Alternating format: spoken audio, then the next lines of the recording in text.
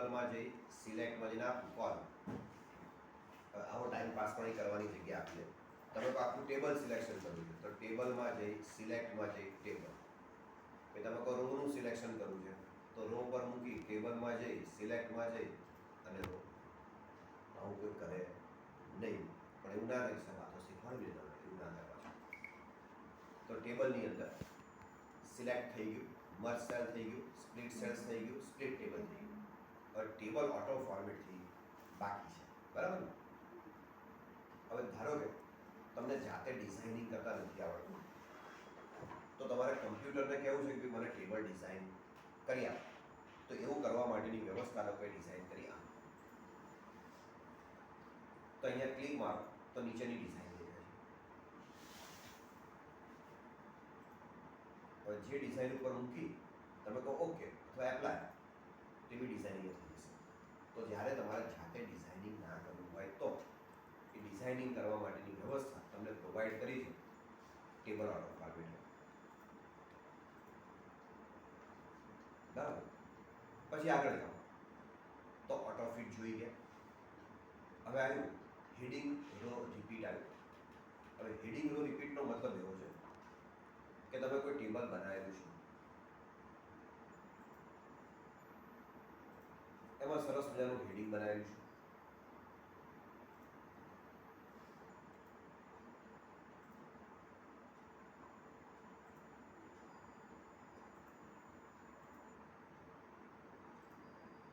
હવે તમને કોઈ કે આ હેડિંગ છે ને બીજા પેજ પર પણ જોઈએ છે, તો આનું સિલેક્શન કરવાનું અને આપવાનું હેડિંગ રો રિપીટ. એટલે અહીંયા ખરાની સાઈન આવી જશે. જોઈ લે આવી ગઈ, તો કે આવી ગઈ. હવે હું ટેબલ બનાવતો જઉં બીજું પેજ આવી ગયું, તેની જાતે જ હેડિંગ આવી ગઈ. તમારે લાવવું ના પડે, એની જાતે જ આવી ગઈ. હવે એક્સેલમાં હતું ક્યાંથી કરવાનું કહો? એક્સેલમાં બીજા પેજ પર હેડિંગ એની જાતે આવી જાય એવું કરવું હોય તો ક્યાંથી કરવાનું? એ તો ફ્રીઝથી તો ખાલી લોક થાય.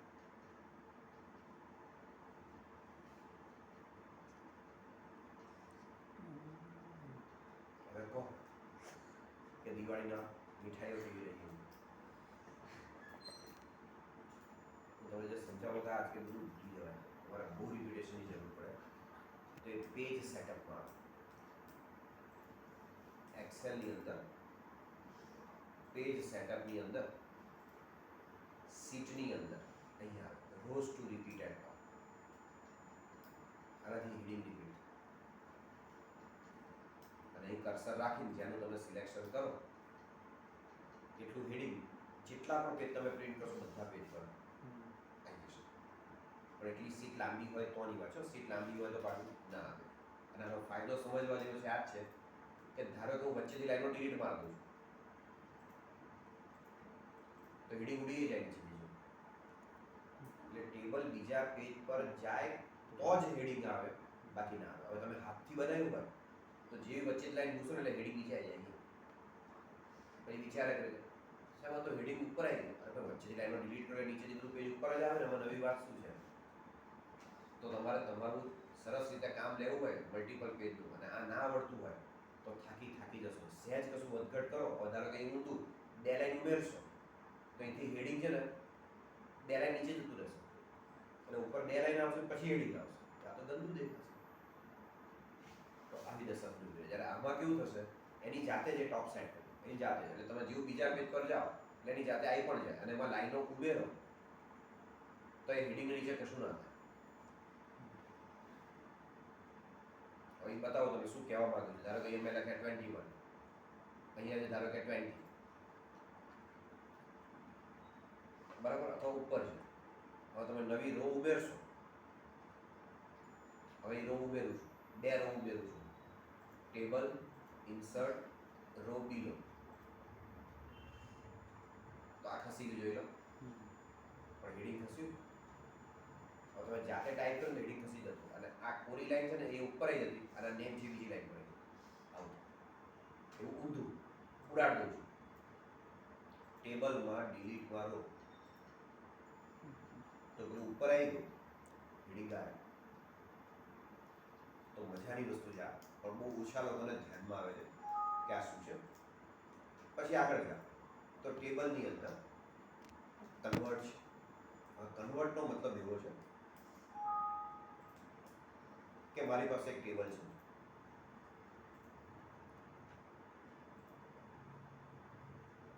એક્સેલમાંથી ઉઠાડે એટલે બનાવવું ના પડે. હું એક આમચો માણસ તમારે જેવો,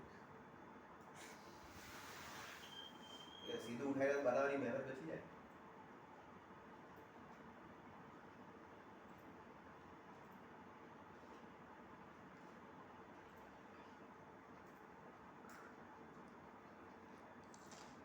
તો આપણી પાસે આવું ટેબલ છે.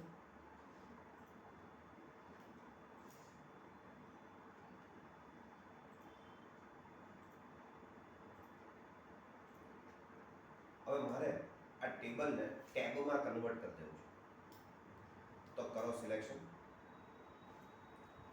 અને આપી દો convert table to text. Okay, તો આ ટેબમાં કન્વર્ટ થઈ ગયું. હવે તમને સવાલ કોઈ પૂછે આ ટેબમાં કન્વર્ટ થયું એવું તમને કેવી રીતે ખબર પડી? કે મેં કીધું તમે માની લીધું એ ખબર પડે? ટેબ બટન દબાવો. એવું નહીં, આ જોઈને મને કેવી રીતે ખબર પડે કે આ ટેબથી જ થયું છે? લાઈન ઉપર ઉપર ક્યાં? આપણે પર ટેબ બંધાઈ જાય છે. હા, તો રૂલર લાઈનમાં આવા એલ દેખાય. તો ટેબનો નિયમ તો આ હતો કે ભાઈ તમારે ટેબ બાંધવા હોય તો રૂલર લાઈનમાં ક્લિક મારો, તો રૂલર લાઈનમાં આવા એલ દેખાય, એનાથી ખબર પડે કે આ ટેબ થઈ ગઈ. પછી ટેબથી કરવાનું થાય પછીની વાત છે, પણ ખબર તો પડી કે આ ટેબથી છે કરાતું. તો તમને એવું ધ્યાન છે કે આ ટેબથી હોય તો અહીંયા એલ દેખાય આવી રીતે. તમે બોલ્યા કેમ નહીં? આવો સવાલ નહીં.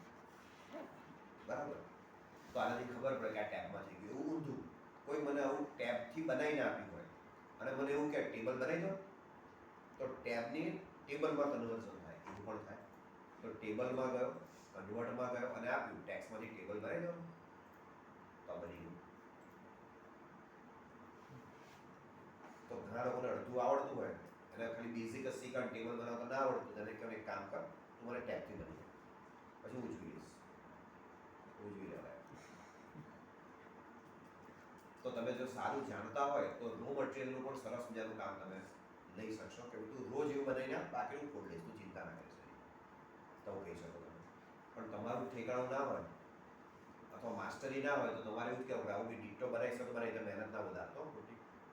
કહેવાય શું કામ કર્યું, તારું કામ મને કોઈ કામમાં લાગે નહીં, તેવું ના કરજો. બરાબર, તો ટેબલની અંદર આ કામ કરવું. હવે આગળ ગયા તેના પછી શોર્ટ છે. હવે શોર્ટનો મતલબ પણ બિલકુલ એક્સેલ જેવો જ કે તમે શોર્ટ આપો એટલે તમને પૂછે બોલો કયા કોલમથી શોર્ટ કરવું છે, અને એમાં તમે આપી દો હેડર રો, એટલે અહીંયા સીધું પૂછશે રોલ નંબર, નેમ, ઇંગ્લિશના માર્ક, સાયન્સના માર્ક, બોલો શેનાથી શોર્ટિંગ કરો છો? હવે તમે એમ કહો રોલ નંબર, એટલે પાછો બીજો સવાલ એસેન્ડિંગ કે ડિસેન્ડિંગ, એટલે 1 2 3 4 કે 4 3 2 1 કેવી રીતે કરવું છે? તો તમે કહો એસેન્ડિંગ. ઓકે, તો થઈ ગયું. હવે એવું ઊંધું કરવું હોય તો અહીંથી જ શોર્ટમાં ગયો. હવે અહીંયા આપણું ના મારે તો રોલ નંબર ડિસેન્ડિંગ જોઈએ છે, એટલે 10 પહેલા જોઈએ છે, પછી 9, પછી 8, પછી 7 એવું જોઈએ છે. અને જેવું આપણે એક્સેલમાં જોયું એવું પણ કરી શકાય કે ભાઈ મારે શોર્ટિંગ તો કરવું છે પણ કે મારે તો પર્સન્ટેજથી કરવું છે અને ડિસેન્ડિંગ. પણ જો પર્સન્ટેજ સરખા થાય તો પછી સાયન્સના માર્કથી કરવું છે, અને પર્સન્ટેજ સરખા હોય, સાયન્સના માર્કે સરખા હોય તો મારે મેથ્સના માર્કથી કરવું છે. તો જે વસ્તુ એક્સેલમાં થતી હતી એવી સેમ વસ્તુ અહીં થાય છે. આ જ રીતે હતું.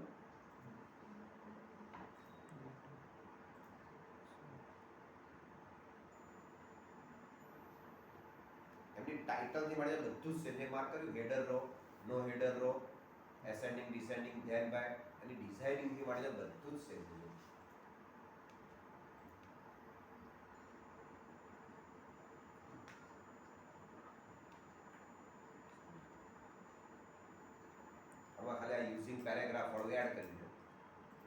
બાકી બધું જ એવું છે. શોર્ટ બાય, ધ્યાન બાય, એસેન્ડિંગ ડિસેન્ડિંગ ડિટ્ટો જોઈએ. હવે તમારે દિલથી કામ કર્યું તો આવું આવું મારા જેવું થાય. આ વસ્તુ સેમ જ છે આવું. પણ દિલ ગાયબ હોય તો ના થાય. તમારે પરીક્ષા લક્ષી લોકો છે. સરસ માર્ક આવી જાય પરીક્ષા, બસ પરિણામ ભૂલી જતો વાંધો. અરે આજીવન છે, આને ભૂલી જાવ ના ચાલે. હવે તમને આ કોઈ દિવસ કોઈ જગ્યાએ પીછો જ નહીં છું. હું તમારી પાસે મહેનત કરાવું છું એનું કારણ પણ આ છે કે લખો.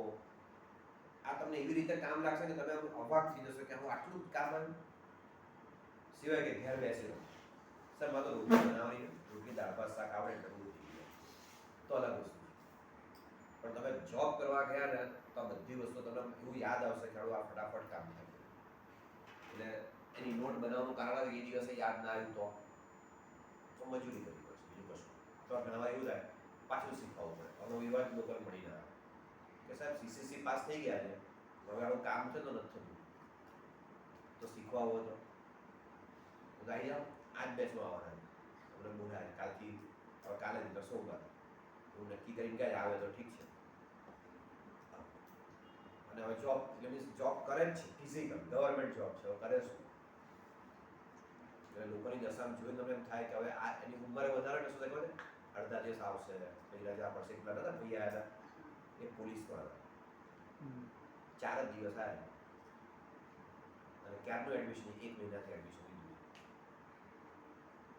આજે મને અહીં બંદોબસ્તમાં મૂક્યો છે, આજે મને દિવાળીના બંદોબસ્તમાં મૂક્યો છે, આજે મને ગણપતિના બંદોબસ્તમાં મૂક્યો છે, આજે મને નવરાત્રિના બંદોબસ્તમાં મૂક્યો છે. થોડા દિવસ બપોરે આવ્યા પછી ખોઈ ગયા, પછી પાછા ગયા મને સવારનું નહીં રાતનું ખુદ રાત ના આવો તો રાતના 2 દિવસ 1 દિવસ આવ્યા. એ વાતને પણ આવી દશામાં શીખવાનું આવે તો શું દશા થાય વિચારો. એટલે એમાં આપણે બધું કે એમનો વાંક છે, એમની ડ્યુટી જેવી હોય એવું પણ કરે એના ડ્યુટી છોડ મારે ભણવાનું છે એવું કહેવાય. તમે એવું કહી શકો કે ઘરનું કશું કામ નહીં કરવું, મારે જવા છે ક્લાસમાં. અને આપણો ડ્યુટીમાં ના પાડી શકે, ના આવી શકે. હવે આપણે કઈ રીતે કન્ટિન્યુટી રાખવાની? વધારે કે યાર હું ટાઈમ ના મળે તો શું કહું? કાલે પેલું કશું કહી ના શકે. ભાઈ તમે મહિનાથી તો મહિનો થઈ ગયો ને, લાવ ફીજી અડધી બાકી લાવ પેલા ફી આપો. તો આવી વાત પર એક વાત ના એમનાથી ગરમી થાય, ના એમનાથી ઠંડી થાય, એની દશા બહુ ગંદી થાય. ના એ સામે બોલી શકે કશું. રેગ્યુલર આવો તો ખરો, તમારો ટાઈમ ક્યારે રાખો? તમે આયા કેટલા દિવસ? સિવાય કોઈ નાગો માણસો ડિસ્કશન કર, બાકી કોઈ ડિસ્કશન જ થાય નથી.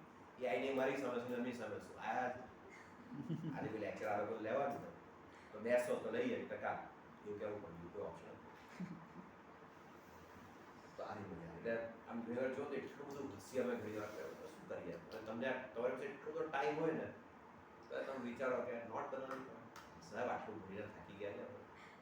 પેલા બેનને એવું થયું, પેલા નતા બીમાર છે, બીમાર નથી એ અમને થાકી જતા હતા, અપડાઉન થયું. એટલે નામ શું હતું? હા ચાર્મી. એ કંઈ પાર્લરમાં ભણે છે, ત્રીજી તેજી છે, ચાલુ નથી થઈ હજી, હવે ચાલુ. હવે વિચાર કે શું દશા થાય. એટલે કહ્યું તમારા મા બાપ તમને પંપાડો તમારી શું દશા થાય વિચાર. તો આ પંપાડવાથી આવી દશા થાય કે આઈને બેન એટલા થાકી જાય છે અને અમે ત્યાં છે એમનું સેટ કર્યું છે. હવે જો સેટ થાય તો પરમનન્ટ ગાયબ થઈ જશે. સેટ થાયનો મતલબ કે ત્યાંથી અમને ફાઈ ગયું અને ત્યાં નહીં ફાવ્યું બીજી કે કોઈ સગાવાળાનું ઘર તો પાછું અપડાવો. એટલે કે આમ ઘણી વાર હસો તમે કે રડો શું કરે છે ખબર આપણે. હવે તમે કેટલો પંપાડે છે છોકરાઓ આટલા પાગળા થઈ ગયા કે આનાથી 2 કલાક જવાનું, 2 કલાક એમાં બહુ થાકી જાય છે. તો ગાડીમાં બેઠા બેઠા થાકી જાય.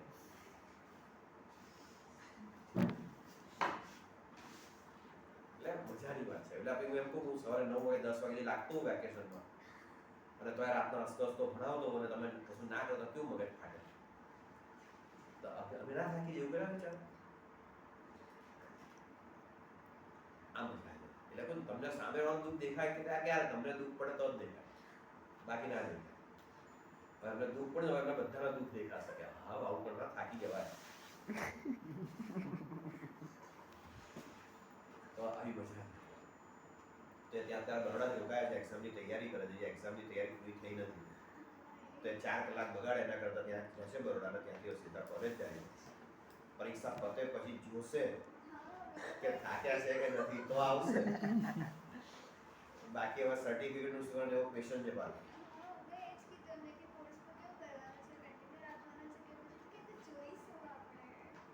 એટલે બધું ક્વેશ્ચન માર્ક વાળું એ જ કહું છું, એમને જ ક્વેશ્ચન માર્ક છે. એટલે મેં કીધું તમે કહો તો હમણાં તો દિવાળી વેકેશન આવી જાઓ ના, મારી ત્રીજીથી એક્ઝામ છે.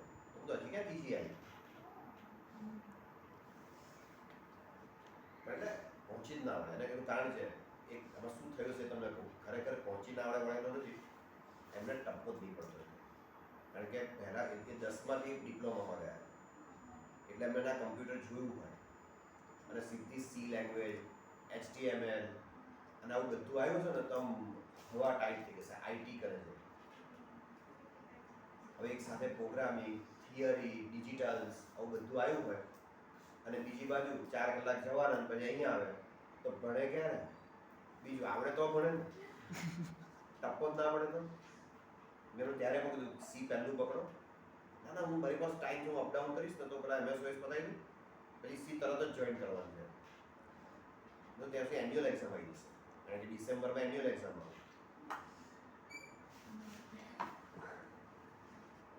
તમે જાતે જ સાહેબ તમે આ વિચારો આપણે એમને વિચાર્યું તો બરાબર જ કે જો અપડાઉન કરે તો બધું બરાબર ટાઈમે પતી જ જવાનું, કોઈ સવાલ જ નહોતો એમ. પણ થયું શું, તમે આગળ 4-5 દિવસની ગિલ્લી મારી જે તમને મેં કીધું કે 2-4 એક્ઝામનું પતી ગયું અત્યારે. તો એ આખું એક ગોળાડ જેનું જે પણ હોય કારણ આપણે કોઈને અહીંયા તો ખાલી વિચારવાની વાત કરું છું. અને બીજું હવે તમે આવતા તો એમનું પતી ગયું હોત ને એમનું પણ એમને કોર્સ પૂરો થઈ ગયો હોત પણ એમને ગમગીલીઓ મારી અને બધું ગોઠવાય તો અત્યારે એ જાતે જ એવા ફસાઈ ગયા છે અને સી તો હજી બાજુ હતી જે ખરેખર એમને તકલીફ હતી એ તો હજી બાજુએ છે. આવી દશા બરાબર. ભગવાનને ગમે તે કર્યું એવું છે, કદાચ આવું જ લખ્યું હશે. પણ એટલે તમે પ્લાનિંગ વગરનું કરો તો પ્લાનિંગ હોય પણ કરો પણ તમારું શરીર જ સાથ ના આપે તો. એટલે શરીર સાથ આપવું પણ એટલું જ જરૂરી છે. અને ખરેખર તમારે થોડી સ્ટ્રગલ ખબર તમારે જનરલ સ્ટુડન્ટ લેવલે સ્ટ્રગલ કરવી જ પડે ને મગજને શાંતિ રાખવું જ પડે તો જ તમે ભવિષ્યમાં સ્ટ્રગલ કરે. અને નથી ઘણા લોકો ઉનાળામાં એવું કહું સર બહુ તાપ લાગતો હતો એટલે એને કહેવું પડે કે ભાઈ શિયાળામાં ઠંડી પડે, ઉનાળામાં ગરમી પડે, ચોમાસામાં વરસાદ પડે. હવે તમે કહો સાહેબ વરસાદ પડે એટલે ના આવે. ચોમાસામાં વરસાદ પડે એમાં નવી વાત ક્યાં છે? ચોમાસું ક્યારે પૂરું થાય? દેવ દિવાળી.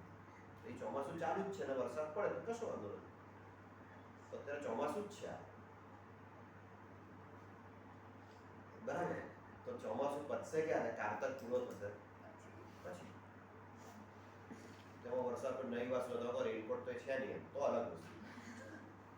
બાકી તમારે એની વ્યવસ્થા છત્રી, રેનકોટ એની વ્યવસ્થા કરવાની સિમ્પલ. ભાઈ શિયાળો આવશે તો તમે સ્વેટર લઈને પહેરીને આવે કશું મને કોઈ ફરક નહીં. તમે સ્વેટર પહેરીને આવશો તો કંઈ ખરાબ નહીં લાગે. અને હું તો બહુ શોખીન હતો જાતે તો સ્વેટર પહેરું. મને તો રાત જોતો ક્યારે ઠંડી પડે મજા આવે. એનું તમને શોખ હોય બધી વસ્તુનો તમે પહેરવાની મજા આવે. એમાં શું વાંધો? જેમ કપડાં પહેરો તો કેમ તમે નવા પહેરો છે એકને કેમ લૂંટ નથી કરીને આવતા? તો સ્વેટર છે બિચારો એ તો ક્યારે પહેરવા મળે? 1 મહિના તો ઠંડી પડે છે. તો જે બધું એક ખજામાં પહેરીને આવો ને એમાં શું વાંધો છે? ભાઈ ક્યારે પહેરવા મળે? તો ઉનાળામાં પહેરીને તો લોકો જોવે જોયા જ કરે, તમને જ જોયા કરે કે આ ભાઈનું મગજ તો ખરાબ નથી થઈ ગયું ને. હા એટલે ગરમી સીધી જ વસ્તુ છે ને તો આવી બધી. એટલે તું બરાબર એનો એ કરવાનું હોય એટલે તમે આવી બધી બાજુ કરો ને એમાં મજા ના આવે. એમની મમ્મી એવું પણ કીધું કે એમાં તો શિયાળો આવશે એટલે વહેલી રાત 8 વાગે અંધારું જ હોય છે. ઉનાળામાં અંધારું હોય છે, શિયાળામાં અંધારું જ હોય છે. પણ એમને એવું લાગે કે શિયાળામાં બધું સુનકાર થઈ જાય ને તમે પછી બોલાવો તો કેમ જવા આવવાનું. એટલે કેટલા પંપાળો તમે દર્શાવી નથી. હવે ગમે એટલી હોશિયારી ગમે એટલું હોય અને બીજું નોકરી કરવા જશે તો આવું કરી જશે.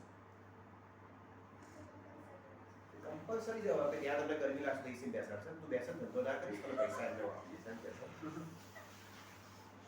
તો કરાવે.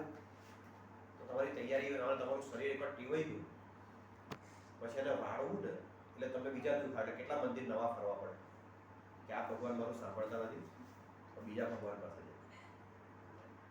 ખરેખર તમે જાતે જ મજાક કરી જાણું છે. તમને સહન ના રહે શું થાય? તમને લાગે દુઃખ પડે અને અને દુઃખ કહેવાય ને આ દુઃખ છે જ નહીં. અને હજી તમારી જિંદગીમાં લખી રહ્યો છો 2 ટાઈમ સરસ ખાવા મળે અને રહેવા માટેની જગ્યા મળે એટલે લોકો સુખી જ છે એવું માનવું. એવું નહીં વિચાર્યું કે હા મને 10 જણો પેન્ટ તો પહેરવા મળ્યું નહીં, પછી BMW તો ફેરવા મળી નહીં. એ સુખ નથી ભાઈ. સુખ એટલે 2 ટાઈમ સરસ ખાવાનું, સરસ ઊંઘી જવાય અને સરસ રહેવાની જગ્યા. સિમ્પલ. બસ એ સુખી જ છે. પછી બીજા બધા સુખને ગણતા નહીં, બીજા તો દુઃખી જ દુઃખી. હું આ તો નથી રડતો ઘણી વાર. આ તમે આવતા બહુ ત્રાસ આવે, 2 વાર લેક્ચર લેવા પડે છે. એટલું નથી, મારું કામ જ નહીં, મારે શું કરવાનું? લેક્ચર લેવા મારો ધંધો છે, એટલે કરવો જ પડે ને. હવે એમાં હું દુઃખી થઉં એટલે અમુક વસ્તુને સ્વીકારી લેવાની થાય તો મજા આવશે. ચાલો ઠીક છે. એવું સમજાવતો હતો કે આ ડેટાની અંદર તમે જે શીખીને આવ્યા છો એનું જ મેં તમને ફરી વાર શીખવાડ્યું. અને બિલકુલ ડિક્ટો એટલે સમજણથી માંડીને શબ્દોથી માંડીને બધું ડિક્ટો છે. એટલે તમે યાદ રાખતા તો ઘણી બધી વસ્તુ તમને એ કોમન થાય છે એવું બતાવવાનો પ્રયત્ન કરું છું. ચાલો ઠીક છે. તો આ ગોઠવાઈ ગયું. તો ટેબલની અંદર આ શોર્ટ. હવે એક્સેલની જેમ આમાં ફોર્મ્યુલા પણ છે, પણ ફોર્મ્યુલા એક્સેલની જેવી સરસ રીતે વર્ક નથી કરતી. કરીને બતાવો કે ધારો કે મારે અહીંયા ટોટલ શોધવું છે તો મારે એક ખાનામાં મૂકવાનું, પછી કશું ટાઈપ નહીં કરવાનું, પેલા બુદ્ધિ વગરનું કામ કરવાનું. ડાબી બાજુનું ટોટલ કરવું છે, ઉપરનું ટોટલ કરવું છે, નીચેનું કરવું છે કે જમણી બાજુનું કરવું છે એવું લખવાનું. લખવાનું એ જ ફંક્શન. કરીને બતાડો તમને અંદાજ હું શું સમજાવું છું કે હું ટેબલમાં ગયો, ફોર્મ્યુલામાં ગયો અને આપ્યું સમ. હવે એ પૂછે છે આમ ડાબી બાજુનું કરવું છે કે નીચે કરવું છે, તો ડાબી બાજુ તો લેફ્ટ લખવાનું. હા, ડાબી બાજુ લખવો તો લેફ્ટ લખવાનું, તો રાઈટ લખવાનું, ઉપરનું કરવું તો અબવ લખવાનું, નીચેનું કરવું હોય તો બીજો લખવાનું. તો તમારે કઈ બાજુનું કરવું? તો કે આ ડાબી બાજુ. તો આમાં લેફ્ટ રાખીને ઓકે માર દેવાનું. એટલે જડ બુદ્ધિ કામ કરવાનું. દિશા ખબર છે, ડાબી, જમણી, ઉપર, નીચે, ક્યાં આગળ. અને પછી બધા ફંક્શનો પણ છે. ધારો કે મને કહે કે મેક્સિમમ શોધવું છે, કે ઇંગ્લિશમાં કોણ મેક્સિમમ આવ્યા, તો જ્યાં લખવું છે ત્યાં આપી દો. પછી આપો ટેબલ, ફોર્મ્યુલા. હવે એને પૂછી નાખો બોલો શું કરવું છે? એવરેજ કાઢવી છે, કાઉન્ટ કરવું છે, ઇન્ટીજર, મેક્સિમમ, તો કે મેક્સિમમ કરવું છે. ઉપર, નીચે, ડાબે, જમણે, અબો.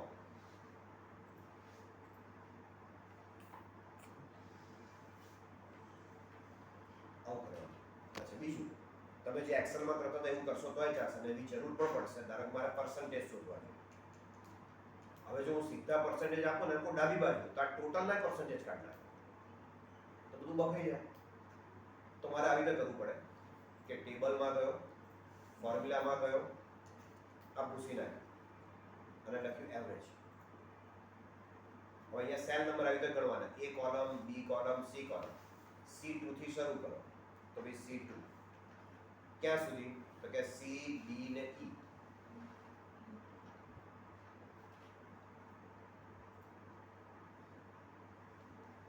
હવે હું ના કરતો ને લેફ્ટ જ આપી દેતો તો આ પણ ગણાઈ જાય. તો એક્સેલ વાળું લોજિક તો પાછું ચાલશે. હવે એક્સેલ ના નામમાં ફરક બતાવો પાછો. અહીં તમે આંકડા બદલો ને તો એક્સેલમાં જવાબ બદલાઈ જાય, આમાં ના બદલાય. હવે ધારો કે જો અહીંયા 78 છે તેના 60 કરી દઉં છું, એ કશું ના થાય. પણ જો એક્સેલ હોય એમાં તમે જો બદલો તો જવાબ બદલાઈ જાય. ધારો કે અહીંયા 66 છે અને 90 કરી દઉં, એ બદલાઈ ગયું. આ ડિફરન્સ. એટલે એક્સેલ એક્સેલ જ છે, એની જોડે કોઈ કોમ્પિટિશન નથી આની. પણ આ તો શું નાના મોટા કામ કરવા માટે એક્સેલ વાપરતા આમાં થઈ જાય ને. તમે ટેબલ બનાવ્યું હોય ખાલી સમ ને આવું બધું કરું છે આમ સીધું સીધું તો અબવ ને બધું તો થઈ જાય ને સીધું સીધું. અને મોટા ભાગના કેસમાં અબવ જ આવશે. ઉપર આ ઉપર છે ને ટોટલ માર્ક, કારણ કે આપણે બિલ બનાવ્યું હોય કે આટલી ક્વોન્ટિટી આટલો રેટ, આટલી ક્વોન્ટિટી રેટ, હવે ઉપરનું જે છે એનું ટોટલ માર્ક એટલે ગ્રાન્ડ ટોટલી આટલા પૈસા તારે આપવાના. તો હંમેશા મેક્સિમમ કેસમાં અબવનું ટોટલ કરવાનું અથવા તો ડાબી બાજુની વસ્તુનું ટોટલ કરવાનું વધારે આવશે. એટલા માટે આપણે આને પકડી રાખતા હોઈએ છીએ. તો આ હતું ફોર્મ્યુલા. પછી ગ્રીડ લાઇન્સ જોઈ લીધું. હવે ટેબલ પ્રોપર્ટીઝ. હવે આનો મતલબ એવો છે કે ટેબલ અત્યારે તમારું ડાબી સાઈડ છે પેજમાં. જ્યારે પ્રિન્ટિંગ કાઢશો નાનું ટેબલ હશે તો પેજની ડાબી બાજુ છપાશે. તમારે સેન્ટરમાં છાપવું છે એટલે તમે સેન્ટર આપશો તો ટેબલ વચ્ચે છપાશે.